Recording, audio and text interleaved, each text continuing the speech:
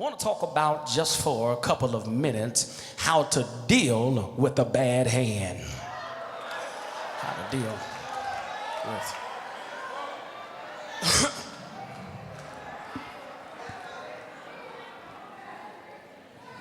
how to deal with a bad hand. How to deal with a bad hand. My brothers and sisters and dear friends,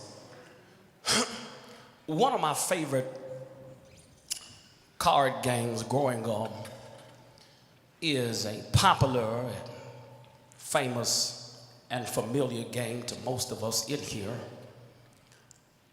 And that game is the game of spades.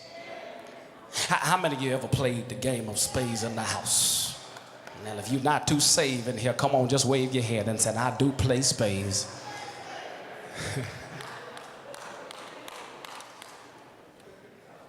Growing up, I used to love playing this game. And before they came out with these PS4s and before they came out with these Xbox Ones, and after we got tired at grandmama's house from playing these red light, green light. Y'all remember that? We got tired of playing 4 square and 2 square. Come on now. We got tired of playing tag you in. Y'all know how it is when you hit the person and you run. We got tired of playing these games like hide and go seek and dodgeball. But after we played all of them old games, we started playing the game of spades.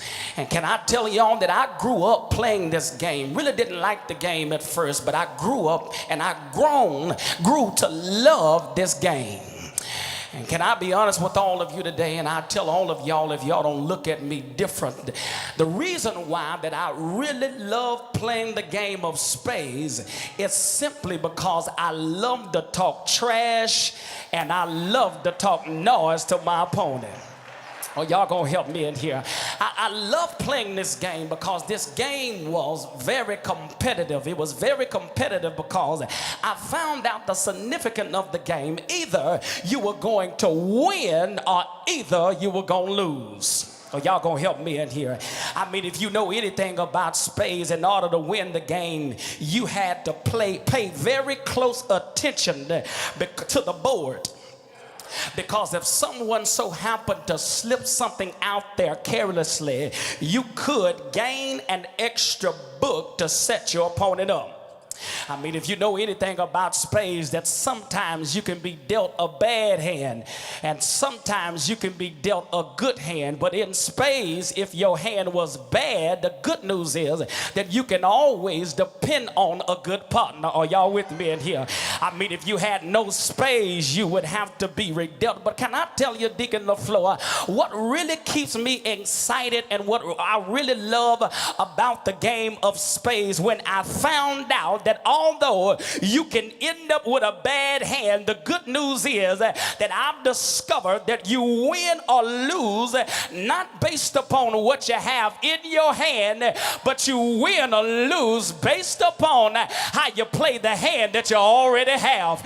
And you know what? And I've come to tell somebody in Greater Zion this morning that it does not matter how bad it seems to be in your life right now. I've come to tell you that you can still win even if the hand looks bad. Are y'all gonna help me preach this in here? Because you got to understand that you win or lose not based upon how your hand look, but you win or lose based upon how you play the hand that you already have in your hand. Are y'all gonna help me in here? And some of you that don't know what a bad hand is, let me help you out. Cancer can be a bad hand. I mean, stress can be a bad hand. hand. Depression can be a bad hand. Are y'all gonna help me in here? A marriage that don't look good can be a bad hand. But I just stopped by to give you a word of encouragement this morning that in spite of how bad the hand of life may be, I've come to speak a word in your life that it ain't over yet until God says it's over.